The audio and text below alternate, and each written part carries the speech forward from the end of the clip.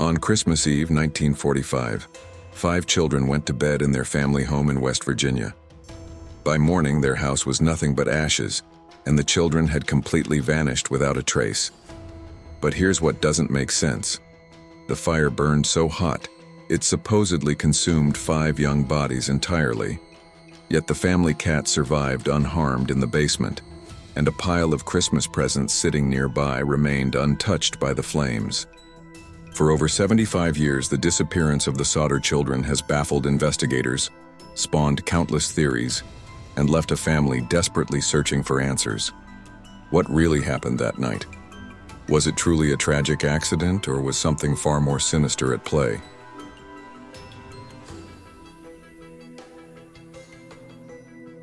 But before we dive in, some of the details in this story are disturbing and may not be suitable for all audiences, so viewer discretion is strongly advised.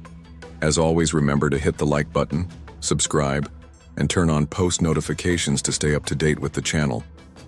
All right, let's dive into the video.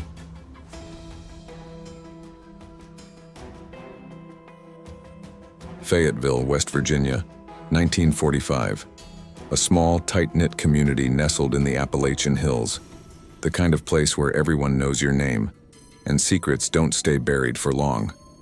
At the heart of the story is the Sodder family, George and Jennie and their 10 children. George, an Italian immigrant who arrived in America as a young boy, built a life here through sheer determination.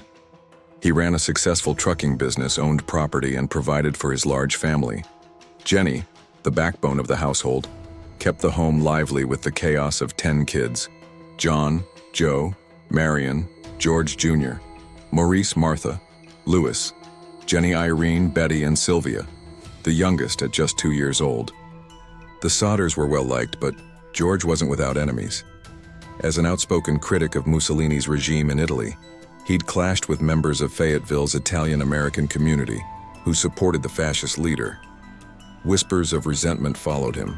Some said his success bred jealousy. Others claimed his past in Italy held secrets he never shared. But on Christmas Eve, 1945, none of that seemed to matter. The Sodder house was filled with holiday cheer.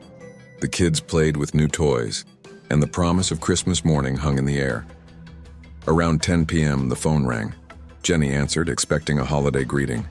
Instead, a stranger's voice asked for someone she didn't know. The caller laughed, a strange, mocking sound, before hanging up. Jennie brushed it off as a prank, but something about it lingered. She checked on the kids. Marion, the eldest at home, was asleep on the couch. The 5 younger siblings, Maurice, Martha, Louis, Jennie, and Betty, were upstairs, excited for Santa. John and George Jr. were in their rooms while Joe was away serving in the army. Sylvia, the toddler, slept near her parents. By midnight, the house was quiet. Jennie locked the doors and the family settled in for the night. But at 1 a.m., everything changed. Jennie woke to the smell of smoke. She and George rushed downstairs to find flames licking the walls, spreading fast. They screamed for the children. Marion, John, George Jr., and Sylvia made it out, stumbling into the cold night air. But the 5 upstairs, Maurice, Martha, Louis, Jennie, and Betty, didn't appear. George tried to reach them, smashing a window to get inside, but the fire was too intense. He ran to get his ladder, only to find it missing from its usual spot. He tried to use his trucks to climb to the 2nd floor, but neither would start, despite working fine the day before. The phone line was dead. Neighbors who tried to call the fire department got no response. By the time the fire department arrived hours later at dawn, the Sodder home was ash. The official report was grim. The 5 children were presumed dead, their bodies incinerated in the blaze. But here's where the story takes a turn. No remains were found. Not a single bone, not a trace of the 5 children. In a fire that hot, that should have been impossible. And for George and Jennie, that was just the beginning of the nightmare.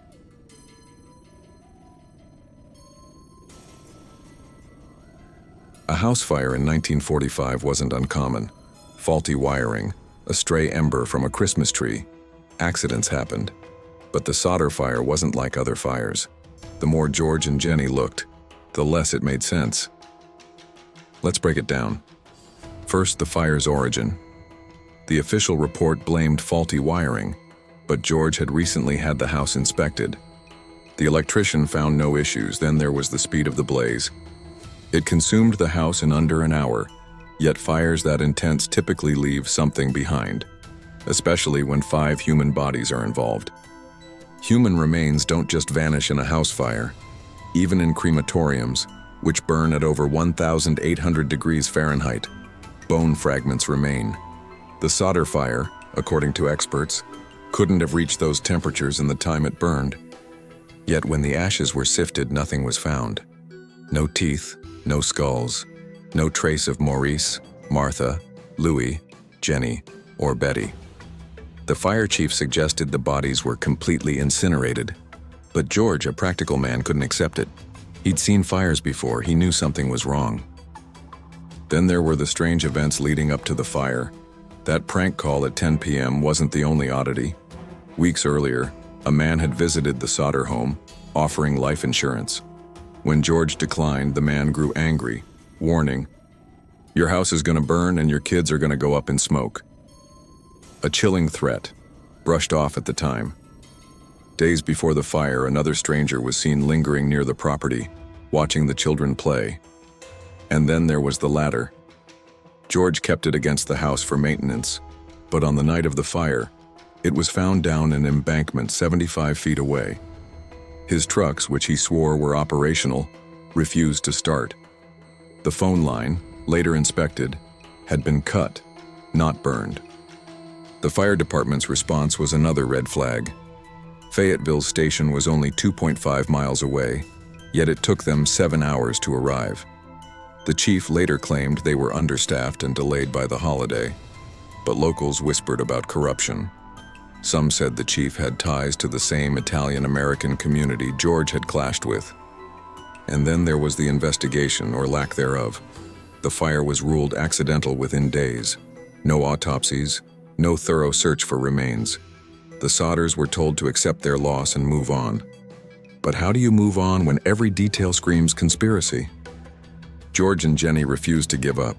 They hired private investigators, combed through the ashes themselves, and even bulldozed the site to search for answers.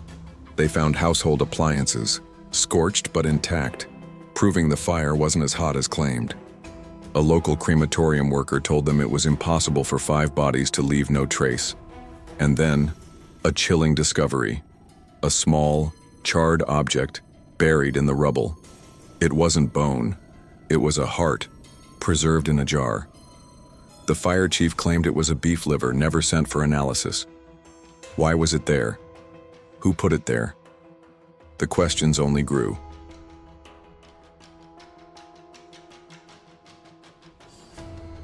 Before we continue on, if you are enjoying the video so far, please remember to hit that like button and subscribe to the channel. And if you don't like it, let me know down in the comments. Your support truly means everything. All right, back to the video.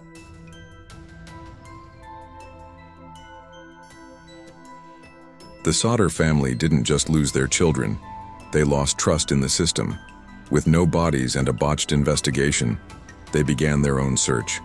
They plastered posters across West Virginia, offering a $5,000 reward for information, later raised to $10,000, a fortune at the time. Tips poured in, and with them, a web of theories. Let's explore the main ones, starting with the darkest: arson and abduction. The arson theory hinges on the strange events before the fire. The cut phone line, the missing ladder, the disabled trucks, all suggest sabotage. George believed the fire was set to cover up a kidnapping. But why? Some pointed to his anti-Mussolini stance. In 1945, tensions from World War II lingered, and George's vocal criticism may have made enemies. A local rumor tied the fire to the Italian mafia, who had a presence in West Virginia's coal country. Could the children have been taken as revenge, the fire a distraction? It sounds far-fetched, but stranger things have happened. Then there's the sighting evidence. Over the years, reports of the Sodder children surfaced across the country. A woman in Charleston claimed she saw the 5 kids in a car the night of the fire, driven by 2 unknown men. A hotel worker in South Carolina reported seeing children matching their descriptions weeks later, accompanied by adults who spoke Italian. In 1968, a letter arrived at the Sodder home with a photo of a young man resembling Louis, now in his 30s. The letter, postmarked from Kentucky, had no return address. Jennie was convinced it was her son. George traveled to investigate, but the trail went cold. Another theory suggests the children died in the fire, but the remains were hidden. Some speculated the fire chief or local officials covered up evidence to protect someone powerful, a corrupt coroner, a shady politician, or even a personal vendetta. West Virginia in the 1940s wasn't immune to such things. But why hide the bodies? And how could 5 children's remains be removed so cleanly? The logistics are staggering, yet the absence of bones fuels this idea. The most heartbreaking theory is the simplest. The children perished, and the fire was just a tragic accident. But even this doesn't hold up. The lack of remains, the sabotaged equipment, the delayed response, all point to something more sinister. The Sodders believed their children were alive, taken for reasons unknown. They spent their lives chasing leads, from psychics to private detectives, but each one ended in frustration. Jennie kept the children's rooms untouched, as if waiting for them to walk through the door.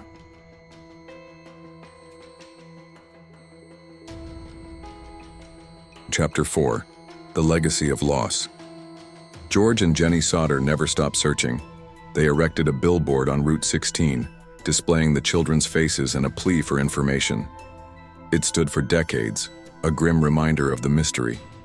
Locals called it the Sodder Shrine, a monument to a family's refusal to forget. Jennie wrote letters to the FBI, begging for help. J. Edgar Hoover himself responded, but the case was deemed a local matter. The Sodders felt abandoned, left to fight alone.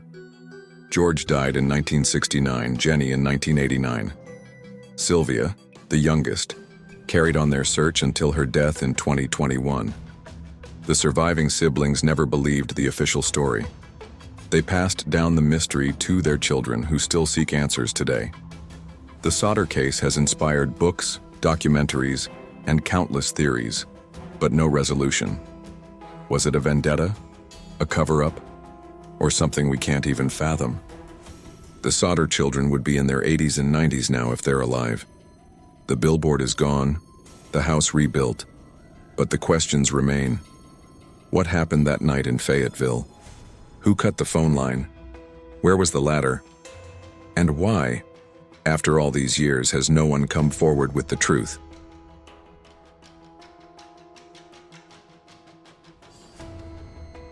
Thank you so much for watching. If you enjoyed this video and want to see more, then check out these videos on the screen now. If you have a topic suggestion, please send it to the email in the description. And as always, remember to like, share the video, and subscribe to our channel. And remember, the only thing scarier than this story is missing out on our next video.